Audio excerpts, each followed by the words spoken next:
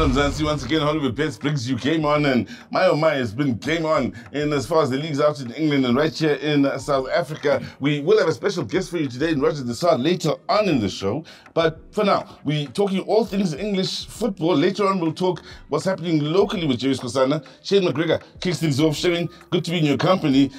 Let's talk about it. 2 weeks in a row now, City's dropped points. Newcastle United make their first real statement of the season. Yes, they didn't win, but City dropped points here. City dropped points again, and people are saying, what's going on? I'll put it down to one thing. They're missing their best player. They're missing the best midfielder by far, I think, in world football at the moment. And it's causing a big problem. He hasn't quite adjusted to it yet, and that's the big problem. And you can't say one player makes a team, but for them, he does everything right. Rodri. That's where the big problem comes in. Yeah. So over the years, they've had Silva. When he got old, De Bruyne took over. Then the transition was there with Rodri to pick up, and before Silva, Yaya Toure. Are you saying now it's time to look for someone to maybe start to pick up the pieces in Rodri's absence at City? Yeah, different ways of playing though. You see, when you're talking about De Bruyne and Silva and that stuff, and they're the go forward guys. Rodri's the guy that defends in front of the defense, does all the hard work, does all the tackles, does everything, passes the ball to those guys so they can create. He's the guy that does it. He's the guy that gets goals as well. You know, he goes forward to get some goals. He's their kingpin in midfield, and unfortunately, they haven't got someone to come in for that position. So we'll see. You know what Pep's like. You'll probably get John Stones to go play centre midfield now. Yeah, he'll make a plan. He'll make a plan. He'll always make a plan. Now, for Arsenal, for a team that's maybe, let's say, looking to be in the championship run at the end of it all, it's important when your opponent, like City, drops points, to pick up points. 4-2, they thrashed Leicester City. Again, they're scoring goals, Arsenal, and they're looking exciting, they're entertaining again. Well, didn't thrash them. They were 2-2 going into the dying moments of their game and got 2 late goals, but that shows you it's a good team to find a way to get the victory. And, you know, Arsenal's going to be there, always going to be there. I said in the beginning of the year, and I was going to stick to this, I think Arsenal will win the league this year. Chelsea 4-2 themselves in their win over Brighton. Liverpool beat Wolves with a 2-1 scoreline. We expected those two sides to go through and continue with a good start to the season. Any surprises there for you? No surprise. You know, Chelsea being one of those teams where they seem to now be being consistent, which is a good thing. You know, you've got to keep the consistency. They've got a good couple of youngsters in their team, but they have been consistent, getting results, and that's the main thing for them. They've just got to keep going. I say that to say this. Tottenham Hotspur go away to Manchester United, and well, us as Manchester United fans are just suffering now. You thought draw when you spoke about this fixture last week. Tottenham walked away 3-0 winners. Now, what was the surprising factor here for you? Well, that Man United got 3 only. It should have been a lot more. Yeah, could have been. I watched the game. It should have been a lot more. I was very surprised with that game. I thought the two teams were a lot closer. Man United at the moment are dismal. Somewhere off, yeah?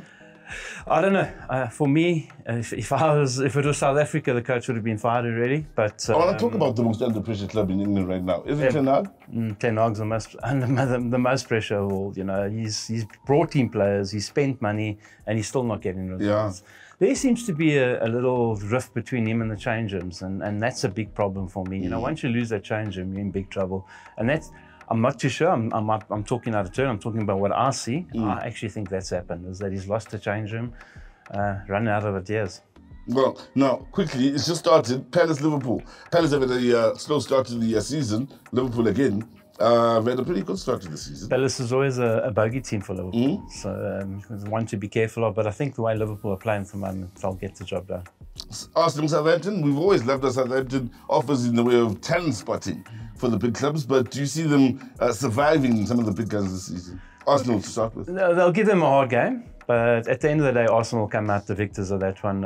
I don't think it's going to be a massive 4-5. I think it'll be very close, but I think Arsenal will get the victory and get the job done. City play Fulham. Are you expecting any fireworks there?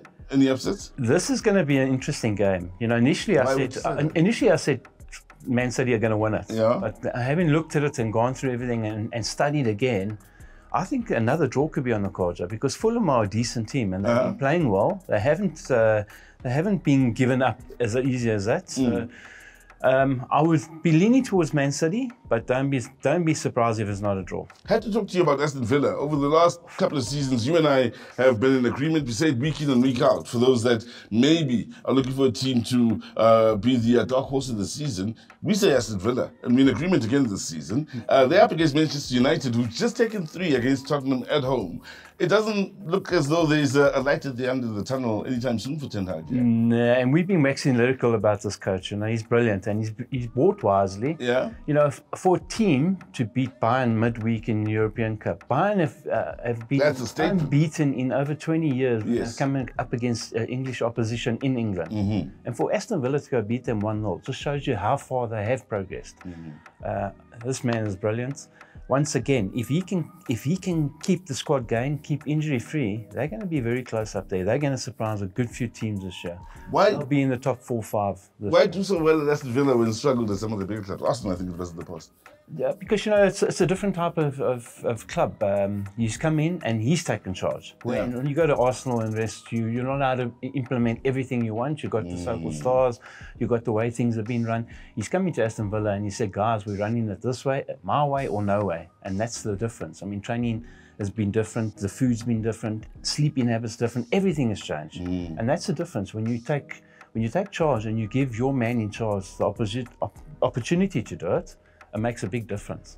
I have to ask you about Chelsea. Are you seeing them as a factor in the top 4 race this season? They are up against Nottingham Forest. If they can keep the consistency going, you know, my big worry is they've got a lot of youngsters. A lot of talented youngsters. Talented youngsters, but that's the problem. Youngsters wane off, they play well for a while and then they seem to slip off. If they can keep the consistency, they'll be up there. And they have been doing it of late. A team I like watching because of the way they play. So, there's 2 teams you should maybe keep an eye on outside of those that are in the league race. Aston Villa's one. Chelsea's another that will come up with a surprise or 2 out in England this season. So, thank you very much to Shane McGregor. Wow, interesting times out in England. On the other side of this, we talk about the fireworks that are happening right here in Mzansi.